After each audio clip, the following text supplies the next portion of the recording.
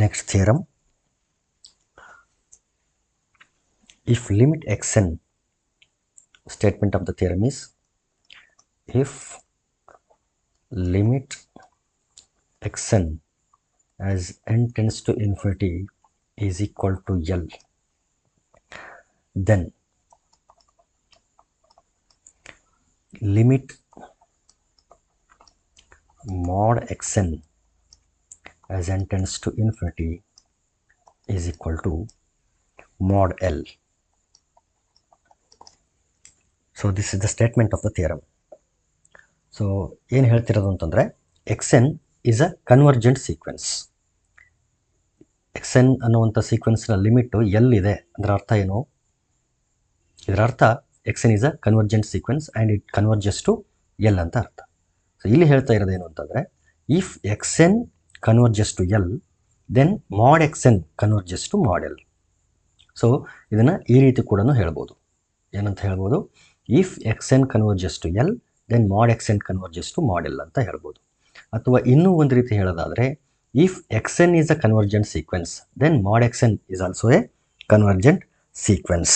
So ಇಷ್ಟು ಬೇರೆ ಬೇರೆ ಥರದಲ್ಲಿ ಇದೇ ಸ್ಟೇಟ್ಮೆಂಟನ್ನು ಹೇಳ್ಬೋದು. ಸೊ ಅದನ್ನು ಕೂಡ ನಾನು ಬರೆದು ಬಿಡ್ತೀನಿ. ಒಂದನೇ statement limit xn equal to L as n tends to infinity, then limit mod xn as n tends to infinity equal to mod L. ಇದು ಫಸ್ಟ್ ಟೈಪ್ ಆಫ್ ಒಂದು ರೀತಿ ಹೇಳೋದಾದರೆ. ಇನ್ನೊಂದು ರೀತಿ ಹೇಳೋದಾದರೆ if xn converges to L, ನಾನು ಕನ್ವರ್ಜಸ್ಸನ್ನು ಈ ರೀತಿ ಸಿಂಬಾಲಿಕಲಿ ಬರೆದಿದ್ದೀನಿ. Then if xn converges to L, then mod xn converges to mod L. So ಈ ಎರಡನೇ ಥರದಲ್ಲಿ ಇದನ್ನು ಈ ರೀತಿ ಬರಿಬೋದು. ಇನ್ನೂ ಒಂದು ರೀತಿ ಸೇಮ್ ಥಿಯರಮ್ನ ಸ್ಟೇಟ್ಮೆಂಟ್ನ ಇನ್ನೂ ಒಂದು ರೀತಿ ಕೊಡ್ಬೋದು.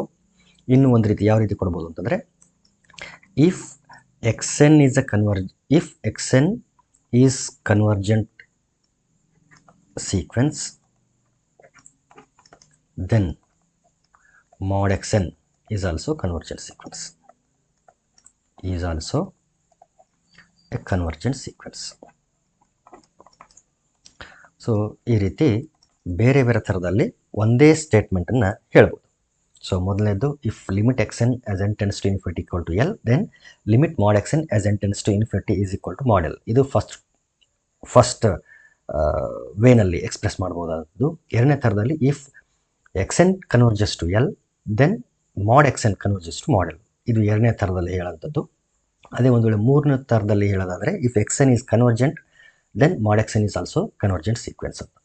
ಸೊ ಮೂರೂ ಒಂದೇ ಥಿಯರಮನ್ನು ಎಕ್ಸ್ಪ್ರೆಸ್ ಮಾಡ್ತಾ ಇರೋದು. ಸೊ ಇದರ ಪ್ರೂಫನ್ನು ನೋಡೋಣ ಈಗ. ಪ್ರೂಫ್. ಸೊ ಇಲ್ಲಿ ಏನು ಕೊಟ್ಟಿದ್ದಾರೆ ಅಂತಂದರೆ ಒಂದು ಕನ್ವರ್ಜೆಂಟ್ ಸೀಕ್ವೆನ್ಸ್ನ ಕೊಟ್ಟಿದ್ದಾರೆ. That convergent sequence converges to L since, ಅಥವಾ ಗಿವನ್ ನೀವೇನಾದರೂ ಬರೀರಿ, since limit xn as n tends to infinity is equal to L, then so definition of limit ನಾನು ಯೂಸ್ ಮಾಡ್ತೀನಿ ಇಲ್ಲಿ. ಏನು ಅಂತಂದರೆ limit xn as n tends to infinity equal to L, then there exist m belongs to n. So there exist a natural number m such that mod xn minus L is less than epsilon for all n greater than or equal to m. ಅಥವಾ ಇಲ್ಲಿ then ಇದನ್ನು ಸ್ವಲ್ಪ ನಾನು ಎಪ್ಸಿಲಾನನ್ನು ಮೊದಲೇ introduce ಮಾಡ್ತೀನಿ. ಇಲ್ಲಿ ಯಾವ ರೀತಿ ಇಂಟ್ರಡ್ಯೂಸ್ ಮಾಡ್ತೀನಿ ಅಂತಂದರೆ then for any epsilon positive there exists m belongs to n such that, so this is the definition of limit. ಇದನ್ನು ಆಲ್ರೆಡಿ ನಾನು ಪ್ರೀವಿಯಸ್ ವಿಡಿಯೋಗಳಲ್ಲಿ ಡಿಸ್ಕಸ್ ಮಾಡಿದ್ದೀನಿ. ಇದು ಒಂದು ಕಡೆ ಇರಲಿ. ಈಗ ನಾನೇನು ಮಾಡ್ತೀನಿ ಅಂತಂದರೆ ಕನ್ಸಿಡರ್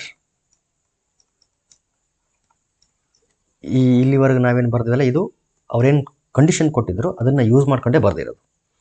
ಈಗ ನಾನು ಪ್ರೂವ್ ಮಾಡಬೇಕಾಗಿರೋದು limit mod xn converges to mod L. ಇದನ್ನು ನಾನು ಪ್ರೂವ್ ಮಾಡಬೇಕಾಗಿರೋದು.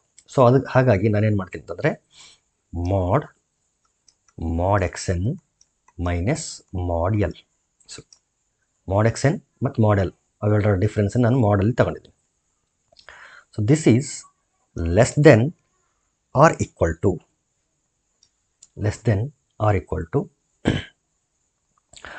mod xn minus l.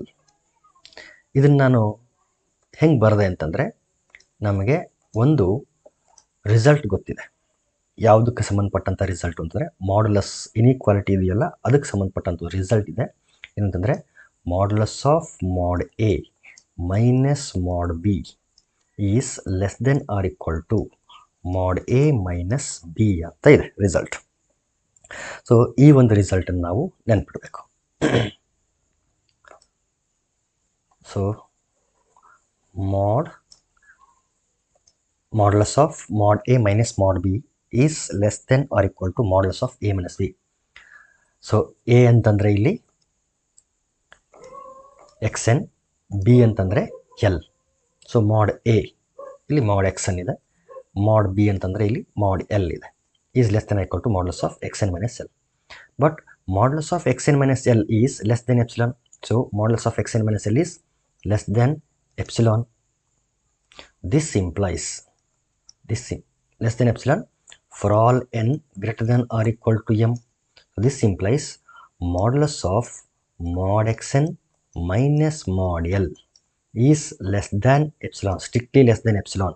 So ಇಲ್ಲಿಂದ ಇಲ್ಲಿಗೆ ನಾನು ರಿಲೇಟ್ ಮಾಡಿದರೆ modulus of mod xn minus mod l is less than epsilon for all n greater than or equal to m. So ಇದರ ಅರ್ಥ ಏನು? ದಿಸ್ ಇಂಪ್ಲೈಸ್ ಲಿಮಿಟ್ ಅಂದರೆ ಅರ್ಥ ಮಾಡ್ಯುಲಸ್ ಆಫ್ ಎಕ್ಸನ್ ಮತ್ತು mod l ನಡುವಿನ ಡಿಸ್ಟೆನ್ಸು ಬಹಳ ಸ್ವಲ್ಪ ಇರ್ತದೆ, ಡಿಸ್ಟೆನ್ಸ್ ಬಹಳ ಕಡಿಮೆ ಇರ್ತದೆ ಅಂತ. ನಾನು ಎಷ್ಟೇ ಸಣ್ಣ ಎಪ್ಸಿಲಾನ್ ತಗೊಂಡ್ರು ಕೂಡ ಅದಕ್ಕಿಂತಲೂ ಚಿಕ್ಕದಾಗಿ ನಾವು ಮಾಡಬಹುದು ಅಂತ ಅರ್ಥ. ಅಥವಾ mod xn ಟರ್ಮ್ಸ್ಗಳು mod lನ ಹತ್ತಿರಕ್ಕೆ ಹೋಗ್ತಾ ಇದೆ ಅಂತ ಅರ್ಥ. ಸೊ ಹತ್ತಿರಕ್ಕೆ ಹೋಗ್ತಾ ಇದೆ ಅಂತಂದರೆ ಅರ್ಥ ಏನು? ಕನ್ವರ್ಜ್ ಆಗ್ತಾ ಇದೆ ಅಂತ ಅರ್ಥ. ಸೊ ಎಲ್ಲಿ ಕನ್ವರ್ಜ್ ಆಗ್ತಾ ಇದೆ? mod lಗೆ ಕನ್ವರ್ಜ್ ಆಗ್ತಾ ಇದೆ. ಯಾವ ಟರ್ಮ್ಸ್ ಅಂತಂದರೆ mod xn. So mod xn ಟರ್ಮ್ಸ್ಗಳು mod lಗೆ ಕನ್ವರ್ಜ್ ಆಗ್ತಾ ಇದೆ ಅಂತ. ಸೊ ಅದನ್ನು ಇನ್ ಟರ್ಮ್ಸ್ ಆಫ್ ಲಿಮಿಟ್ ನಾವು ಈ ರೀತಿ ಬರಿತೀವಿ, limit mod xn as n tends to infinity is equal to mod l ಅಂತ ಬರಿತೀವಿ. So this is the proof of the theorem. So ನಾವು ಇದನ್ನೇ ಪ್ರೂವ್ ಮಾಡಬೇಕಾಗಿತ್ತು, ಇದು ಪ್ರೂವ್ ಮಾಡಿದ್ವಿ. ಈಗ ನಾನು ಒನ್ ವೇ ಪ್ರೂವ್ ಮಾಡಿದ್ದು ಏನು ಪ್ರೂವ್ ಮಾಡಿದ್ವಿ ಅಂತಂದರೆ, if limit xn equal to l then limit mod xn equal to mod l. xn convergent ಆಗಿತ್ತು ಅಂದರೆ mod xn ಕೂಡ ಕನ್ವರ್ಜ್ ಆಗಿರ್ತದೆ. ಮತ್ತು ಯಾವುದಕ್ಕೆ ಕನ್ವರ್ಜ್ ಆಗ್ತದೆ? ಅದು mod lಗೆ ಕನ್ವರ್ಜ್ ಆಗ್ತದೆ. ಆದರೆ ಇದರ ಕಾನ್ವರ್ಸ್ ಪಾರ್ಟು ಟ್ರೂ ಇಲ್ಲ. ಸೊ ಅದೊಂದು ಸ್ವಲ್ಪ ನೋಡೋಣ. ಪ್ರತಿ ಥಿಯರಮ್ಗೆ ಆಲ್ಮೋಸ್ಟ್ ಈ ರೀತಿ ಒಂದು ಸ್ವಲ್ಪ ಅನಲೈಸ್ ಮಾಡೋದನ್ನು ನಾವಿಲ್ಲಿ ಕಲಿಬೇಕು. ಸೊ ಇದು ನನ್ನ ಒಂದು ಇಂಪಾರ್ಟೆಂಟ್ ರಿಸಲ್ಟ್ ಇದು. ಸೊ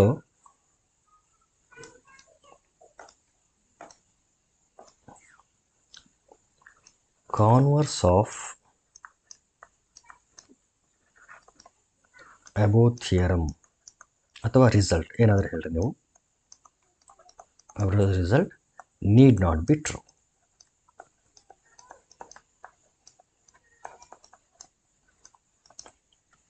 ಯಾಕಂದರೆ ಎರಡು ರೀತಿಯ ಎಕ್ಸಾಂಪಲ್ಗಳು ಸಿಗ್ತದೆ ಇಲ್ಲಿ. ಆ್ಯಕ್ಚುಲಿ ಕಾನ್ವರ್ಸ್ ಏನು ಅಂತಂದರೆ, limit mod xn equal to mod l ಆಗಿತ್ತು ಅಂತಂದರೆ as n tends to infinity, limit mod xn equal to mod l ಆಗಿತ್ತು ಅಂತಂದರೆ will it imply limit xn as n tends to infinity equal to l?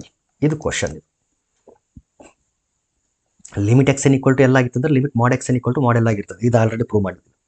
ಉಲ್ಟಾ ಓದೋದಾದರೆ, ಒಂದು ವೇಳೆ limit mod xn equal to mod l ಆಗೋದಾದರೆ limit xn equal to l ಆಗುತ್ತಾ ಅಂತಂದರೆ it need not be. ಅದನ್ನೇ ಇಲ್ಲಿ ಬರೆದಿದ್ದೀನಿ ನಾನು, ನೀಡ್ ನಾಟ್ ಬಿ ಟ್ರೂ. ಇದು ಟ್ರೂ ಆಗಿರಬೇಕು ಅಂತ ಏನೂ ಇಲ್ಲ. ಸೊ ಅದಕ್ಕೆ ಕೌಂಟರ್ ಎಕ್ಸಾಂಪಲ್ ಕೊಡ್ತೀನಿ ನಾನು. ಕೌಂಟರ್ ಎಕ್ಸಾಂಪಲ್ ಏನು ಅಂತಂದರೆ, ಫಾರ್ ಎಕ್ಸಾಂಪಲ್ xn ಒಂದು ಸೀಕ್ವೆನ್ಸ್ ತಗೊಳ್ತೀನಿ ನಾನು. ಯಾವ ಸೀಕ್ವೆನ್ಸು? -1n ಈ ಸೀಕ್ವೆನ್ಸ್ನ ತಗೊಳ್ತೀನಿ. ಈಗ ನೋಡಿ, ಲಿಮಿಟ್ mod xn ಏನಾಗ್ತದೆ? Limit n tends to infinity mod -1 to the power of n. So this will tend to, limit ಎಲ್ಲ ಬೇಡ ಸದ್ಯಕ್ಕೆ, ಹಾಗಾದರೆ ಕನ್ವರ್ಜ್ ಆಗ್ತದೆ ಅಂತ ಪ್ರೂವ್ ಮಾಡ್ತೀನಿ ನಾನು ಇಲ್ಲಿ. ನೋಡಿ, ಇದು as n tends to infinity, this will converge to 1 ಅಥವಾ mod 1, ನೀವೇನಾದ್ರೂ ಅನ್ಕೊಳ್ರಿ, mod 1 as n tends to infinity, as n tends to infinity. So -1 to the power of n, 1 ಹಾಕಿ ಏನಾಗ್ತದೆ, -1 ಆಗ್ತದೆ. ಬಟ್ ಮಾಡ್ಯುಲಸ್ ಒಳಗಡೆ ಬಂದ ಕೂಡಲೇ 1 ಪಾಸಿಟಿವ್ ಆಗ್ತದೆ. 2 ಹಾಕಿದರೆ already positive power. So positive power ಇತ್ತು ಅಂತಂದರೆ ಬೇಸ್ ಪಾಸಿಟಿವ್ ಆಗ್ತದೆ, ಸಾರಿ ಈವನ್ ಪವರ್, ಪಾಸಿಟಿವ್ ಪವರಲ್ಲಿ ಈವನ್ ಪವರ್. ನಾನು ಹೇಳ್ತಿರೋದು -1 to the power of 1 ಹಾಕಿದಾಗ -1, ಬಟ್ ಮಾಡ್ಯುಲಸ್ ಹಾಕಿದಾಗ ಅಗೇನ್ 1 ಆಗ್ತದೆ. -1 to the power of 2 even power ಆಗಿರೋದ್ರಿಂದ again it is positive 1, so again 1. -1 cube ಹಾಕಿದರೆ ಆವಾಗದು ಮಾಡ್ಯುಲಸ್ ಒಳಗಡೆ -1 ಇರ್ತದೆ, ಸೊ ಅಗೇನ್ 1. ಹಾಗಾಗಿ ನೀವು ಪವರ್ ಏನಾದರೂ ಹಾಕಿ ಸೊ ಮಾಡ್ಯುಲಸ್ ಒಳಗಡೆ ಬರೋದ್ರಿಂದ ಎಲ್ಲ ವ್ಯಾಲ್ಯೂಗಳು 1 1 1 1 ಬರ್ತದೆ. ಸೊ ಇದರ ಅರ್ಥ ಏನು ಅಂತಂದರೆ it is converging to 1. So modulus ಟರ್ಮ್ಸಲ್ಲಿ ಹೇಳೋದಾದರೆ mod 1. But limit X N ನೋಡಿದರೆ, limit X N as n tends to infinity, X N ಅಂತಂದರೆ ಇಲ್ಲಿ -1 to the power of n, -1 to the power of n. ಇದಕ್ಕೆ ಯಾವುದೇ ಒಂದು ವ್ಯಾಲ್ಯೂಗೆ converge ಆಗಲ್ಲ, it is not convergent. Actually ಇದೇನಿದು, it is oscillatory, it oscillates finitely between -1 and +1.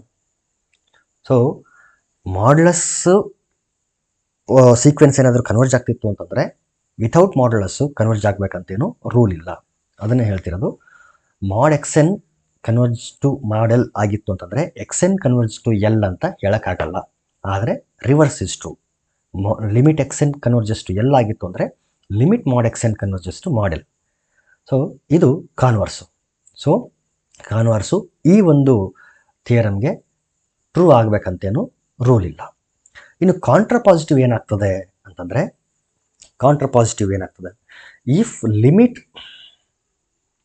If contra positive ಹೇಳ್ತಿದ್ದೀನಿ ನಾನು ಇಲ್ಲಿ, ಇಫ್